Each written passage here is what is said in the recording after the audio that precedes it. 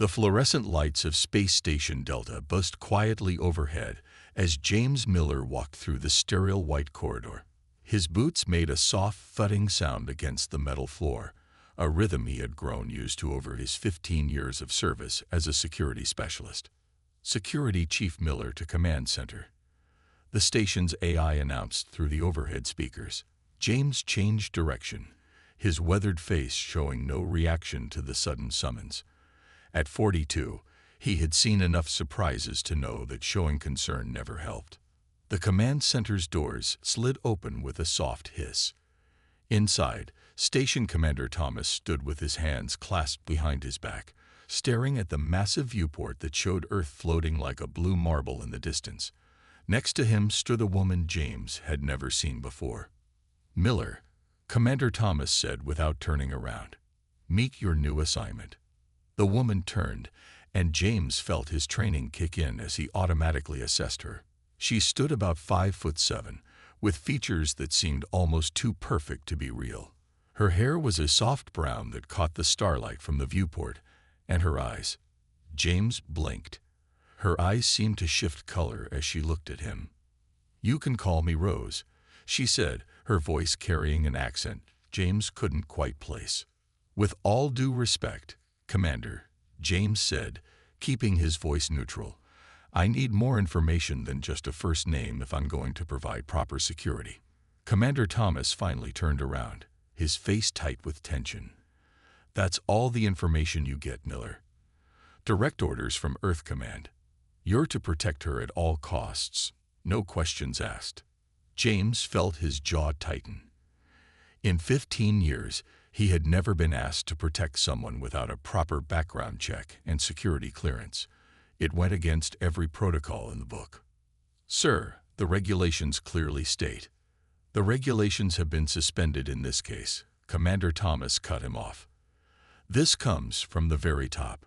You're to stay with her at all times, ensure her safety, and follow her instructions as if they came from me directly." Rose watched this exchange with an expression that seemed almost amused. James noticed she stood perfectly still. Too still. Most people shifted their weight, made small movements. She didn't even seem to blink as often as she should. "When do I start?" James asked, knowing argument was pointless. "Now," Rose answered before the commander could speak.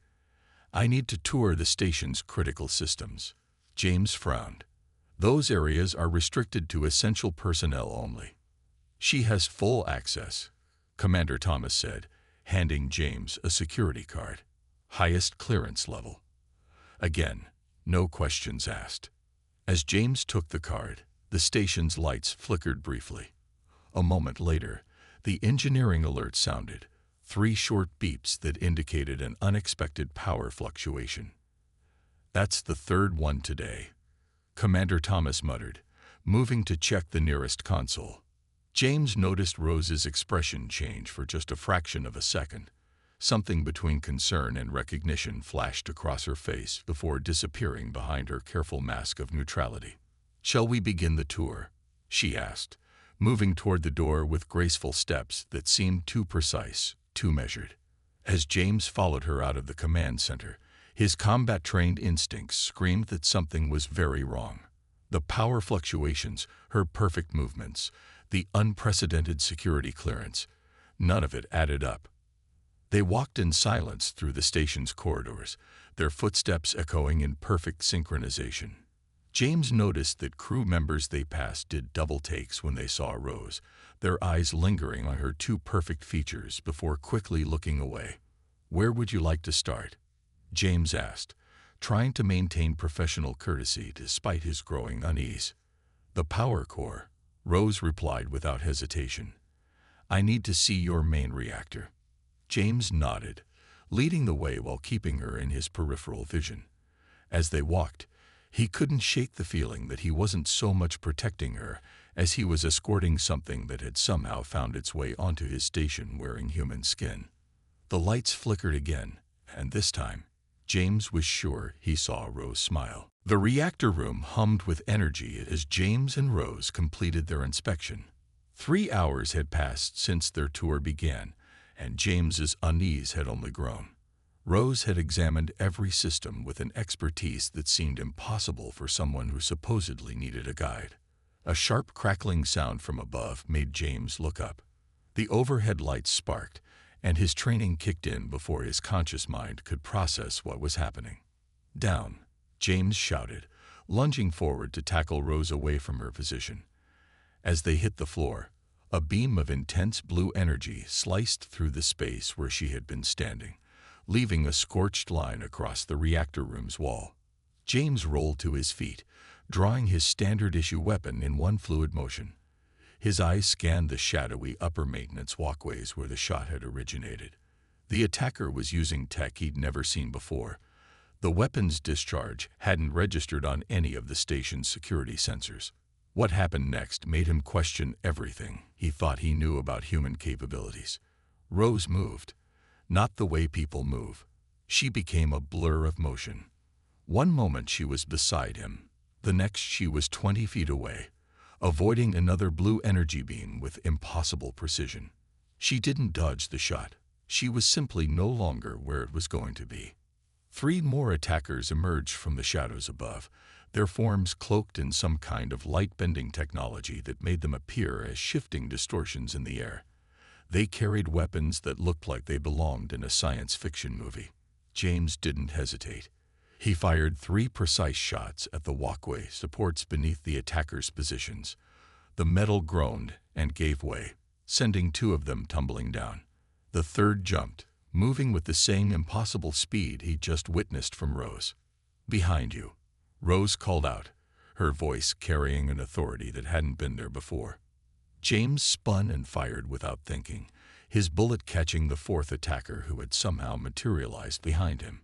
Instead of blood, the wound leaked a glowing blue fluid. The remaining attacker engaged Rose in what looked like a dance of light and shadow.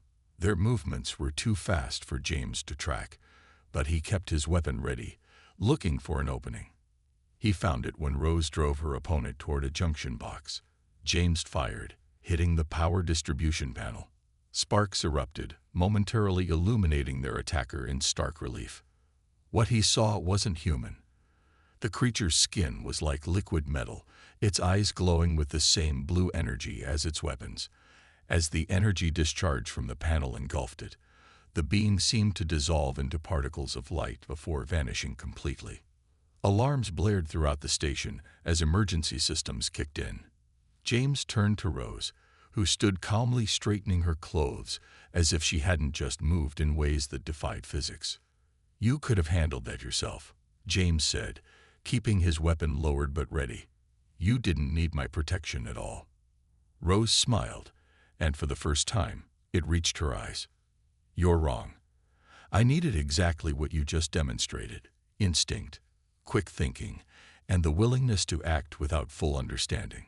Most importantly, I needed to see if you would still try to protect me even after realizing I wasn't what I appeared to be." "And what exactly are you?"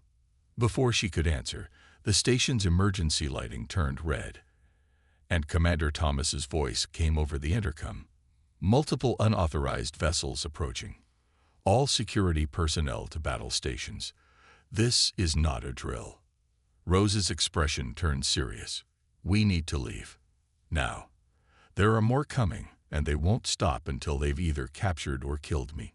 "I'm not going anywhere until you explain what's happening," James said firmly. The lights flickered again, and Rose's skin seemed to shimmer for a moment, like sunlight on water. "I will explain everything, but not here. Those ships will destroy this station to get to me. Are you willing to trust me enough to save everyone on board?" James looked at his weapon, then at the dissolving remains of the attacker, and finally at Rose's too-perfect face. He made his decision. "Lead the way." The corridor leading to the station's emergency hangar bay seemed endless as James and Rose ran.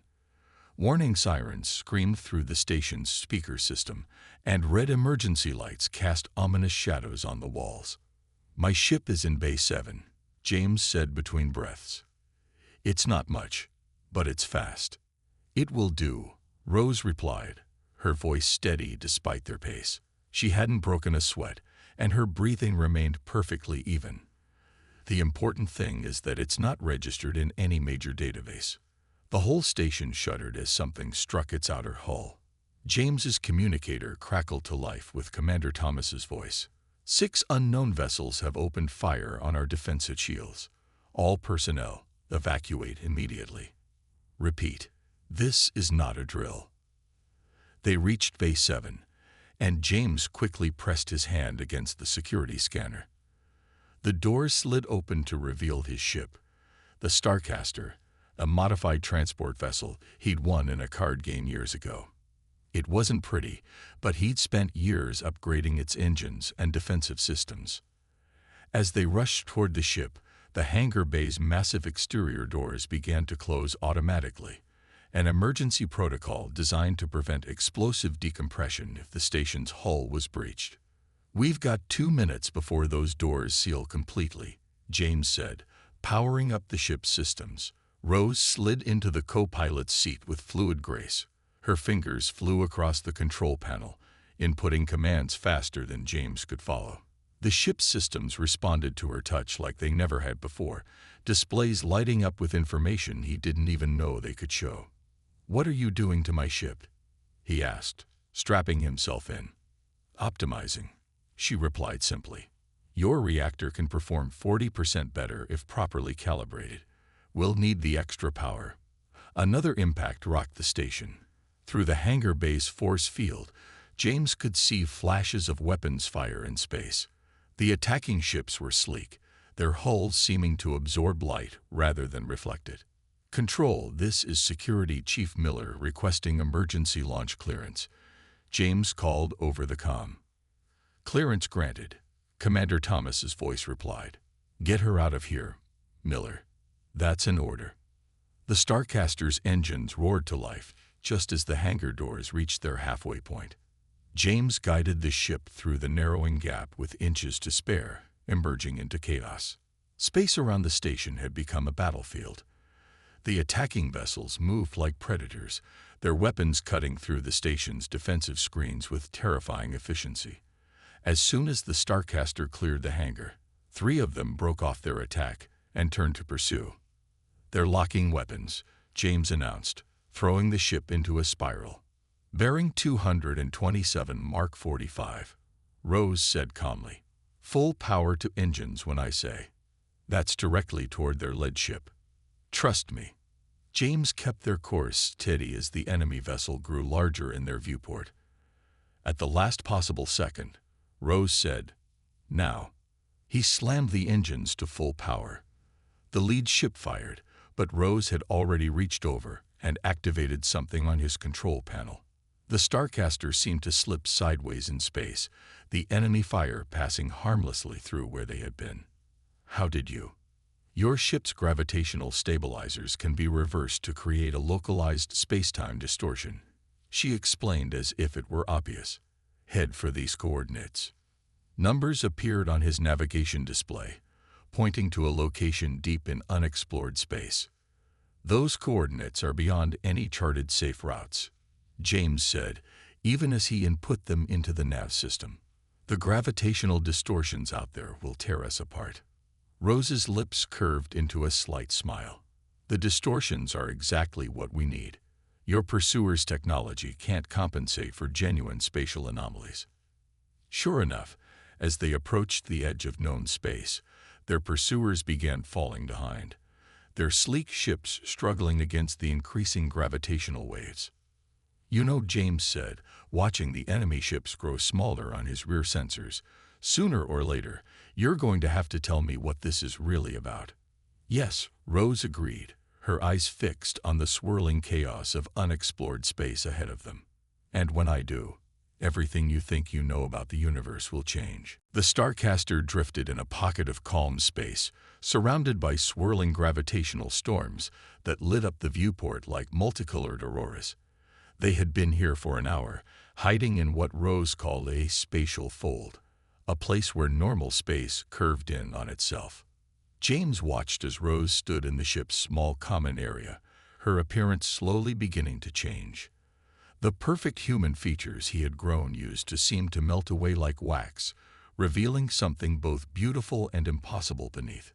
Her skin became translucent, shimmering with patterns that looked like star systems moving beneath its surface.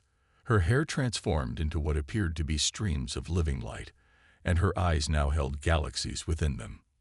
"This is what I really am," she said, her voice carrying harmonics that made the ship's metal walls vibrate gently. "My people are known as the First Ones.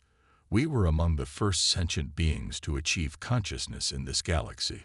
James sat down heavily in the pilot's chair, his mind struggling to process what he was seeing. How long have you been watching us?"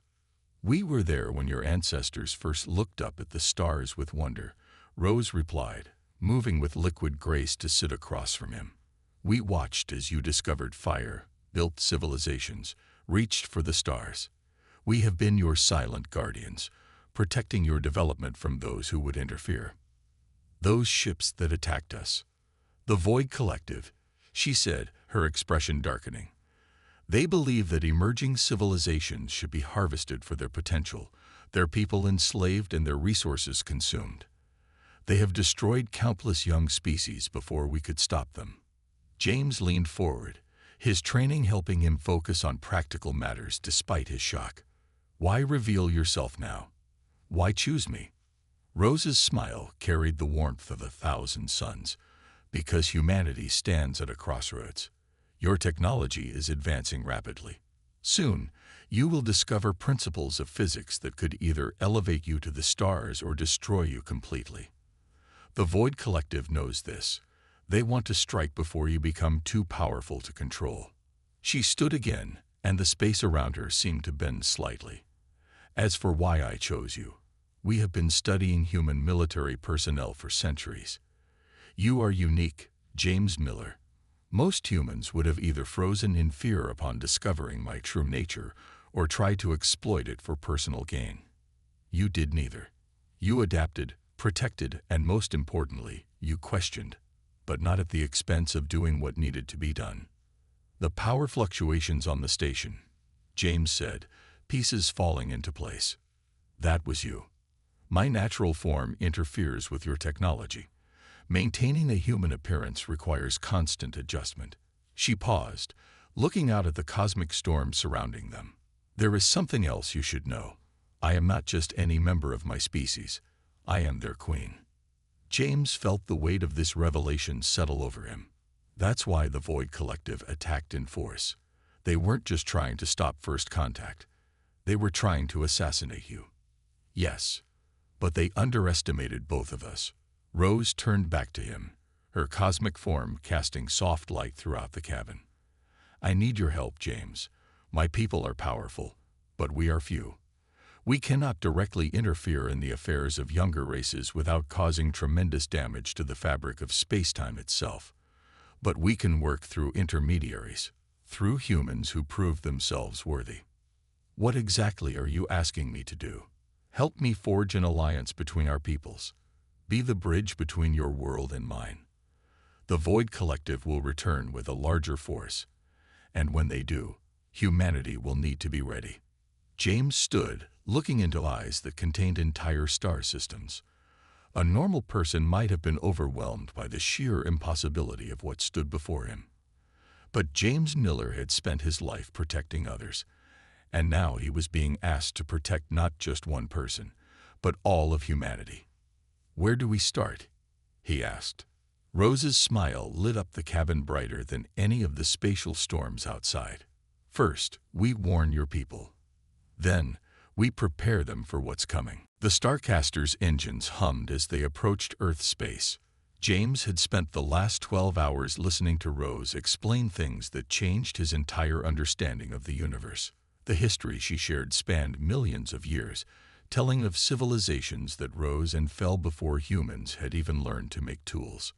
3 ships just dropped out of faster-than-light travel, James announced, checking his sensors. "Same energy signatures as our previous attackers." Rose's cosmic form pulsed with concern. "The Void Collective is trying to prevent us from reaching Earth. They know once we alert your military and share our knowledge, their advantage will be lost." The pursuing ships opened fire, their energy weapons cutting purple streaks through space. James rolled the Starcaster through a series of evasive maneuvers he'd learned during his military days, though the ship responded better than ever thanks to Rose's optimizations.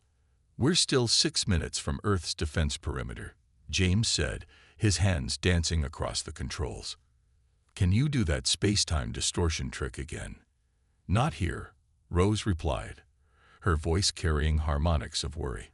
"This close to a populated system, it could damage the local space-time fabric. We'll have to fight our way through." The ship shuddered as a glancing shot caught their rear shields. James diverted power from non-essential systems, pushing the engines harder.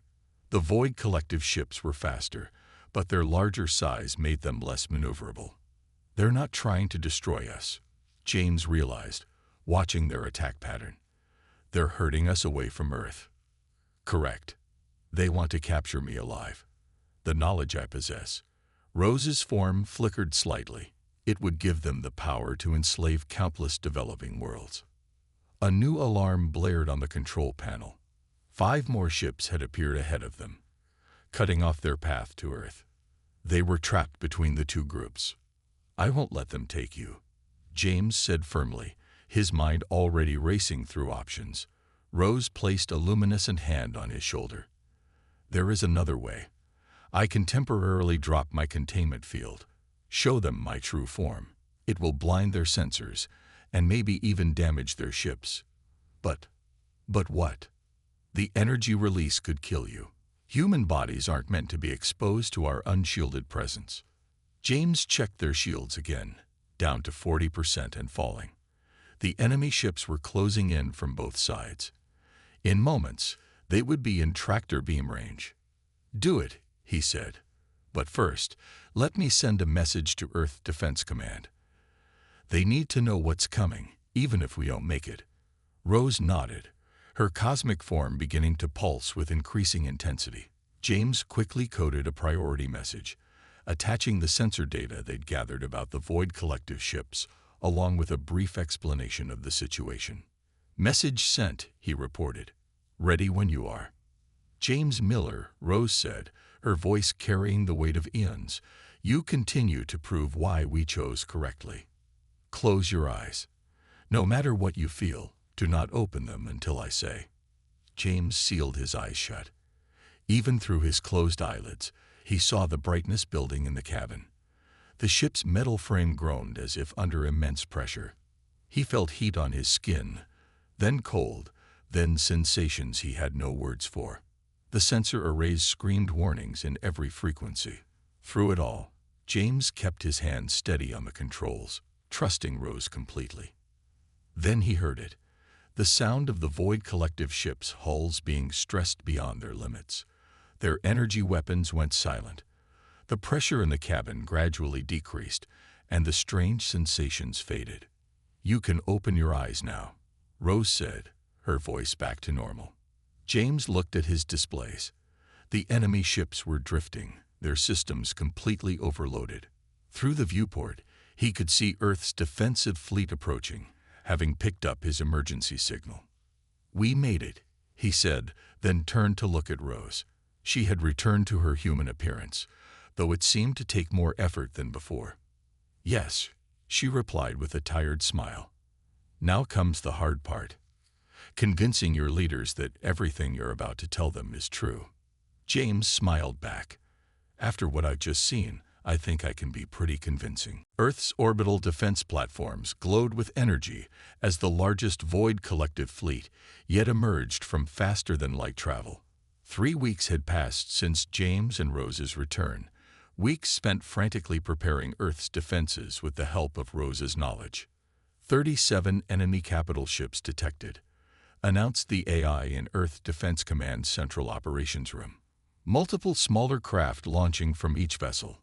James stood at the command station, now wearing the uniform of Earth's newly formed Interstellar Defense Force. Rose stood beside him in her human form, though she no longer tried to hide the slight shimmer of her skin or the starlight in her eyes. "All defense platforms, hold fire until they're within optimal range," James ordered. "Remember your training. Their shields are strongest at their front. Time your shots to hit their sides when they turn." The room hummed with tense energy as officers relayed orders to ships and ground installations. In just 3 weeks, humanity had adapted Rose's knowledge into their existing technology, creating hybrid weapons that could actually damage Void Collective ships. "They're broadcasting a message," a communications officer reported. "Put it through," James said. A harsh, metallic voice filled the command center. "Surrender the First One, Queen, and your world will be spared. Resist, and we will reduce your civilization to ash." Rose stepped forward, her voice carrying that subtle harmonic that made everyone in the room stand straighter. "This is Earth's space. You are not welcome here." The enemy fleet's response came in the form of energy weapons fire. The space around Earth lit up as hundreds of purple beams struck Earth's defensive screens.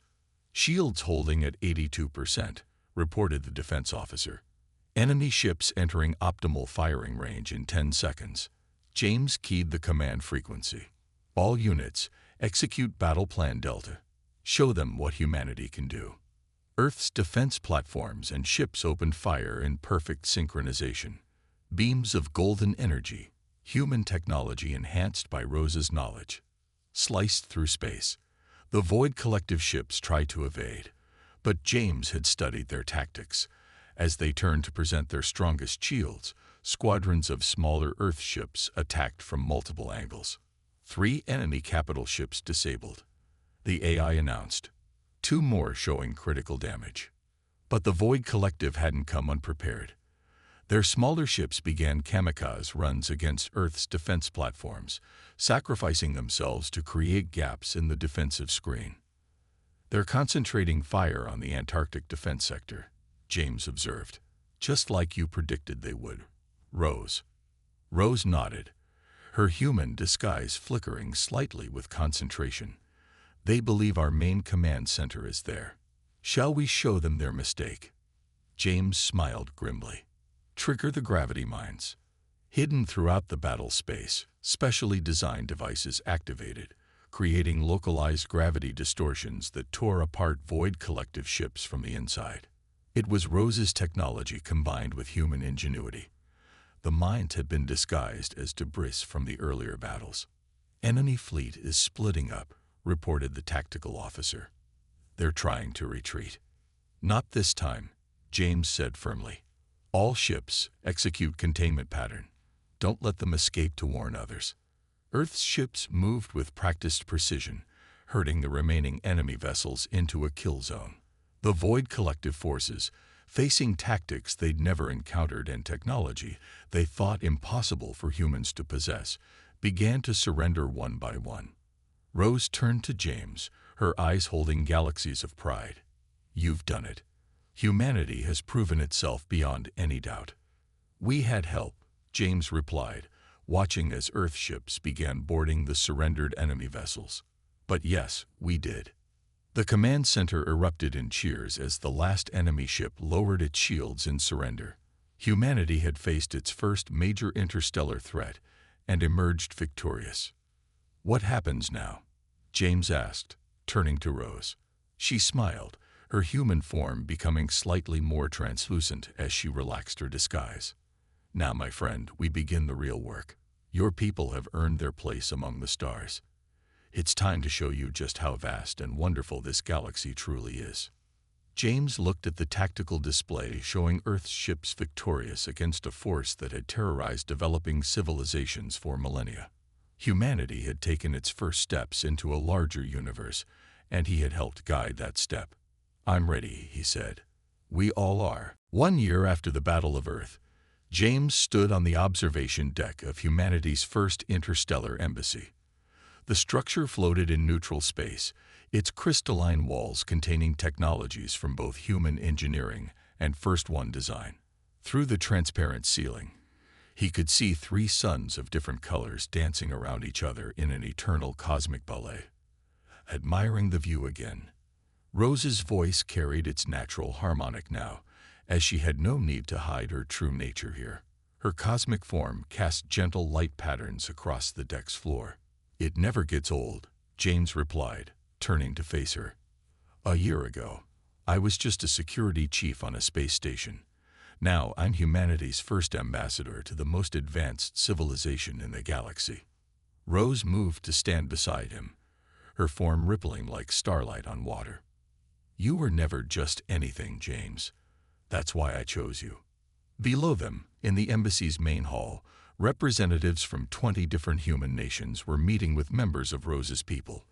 The first ones had taken to appearing in their natural forms, teaching humans to accept and appreciate forms of life vastly different from their own.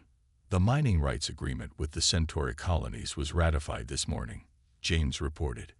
"Your people's guidance on safe quantum extraction has already doubled our energy production capacity. And the anti-piracy patrols. Joint Human First One crews are working better than expected. Turns out your people enjoy learning from us as much as we learn from you." Rose's form brightened with pleasure. "That's what makes humans special. You don't just adapt, you help others adapt too." The Void Collective never understood that strength lies in cooperation, not domination.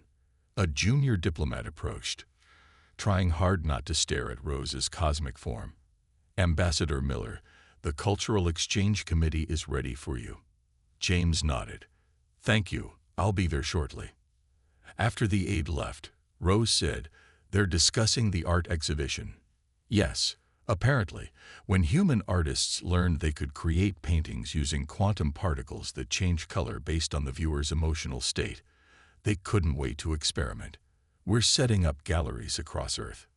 And our artists are equally fascinated by your concept of static images that tell stories through fixed moments in time," Rose added. "The exchange flows both ways." James turned to face her fully. "That's what still amazes me. Your people could have simply given us technology, protected us like children. Instead, you chose to help us grow, to learn from us even as we learn from you." "Because true strength comes from understanding each other," Rose said. "Look at what we've accomplished in just 1 year. Humanity has advanced centuries beyond where you were, and my people have rediscovered wonder through your eyes." A soft chime indicated the cultural exchange meeting would start soon. As they walked toward the conference room, James remembered something. "The Education Council approved the new history curriculum today," he said. "Future generations will learn the true story of how humanity joined the galactic community. Though I doubt they'll believe the part about a space station security chief protecting an alien queen." Rose's form shimmered with amusement. "They'll believe it. Because it's a very human story. About looking past appearances, about choosing to protect even when you don't understand, about earning trust and building bridges." They reached the conference room doors. Inside, humans and First Ones waited to discuss the blending of their artistic traditions. It was just one of countless conversations happening across human space as two civilizations learned to work together. "Ready to build another bridge?" James asked. Rose's form brightened, her light casting rainbow patterns across the walls. "With you, always." As they entered the room, James reflected on how far they'd come. From a mysterious protection assignment to defending Earth, from first contact to true partnership, he had helped guide humanity into a new age, not through force or fear, but through understanding and cooperation. The future stretched out before them, full of possibilities neither civilization could achieve alone. And it had all started because he chose to protect someone without question, never imagining that his simple act of duty would change the course of human history forever.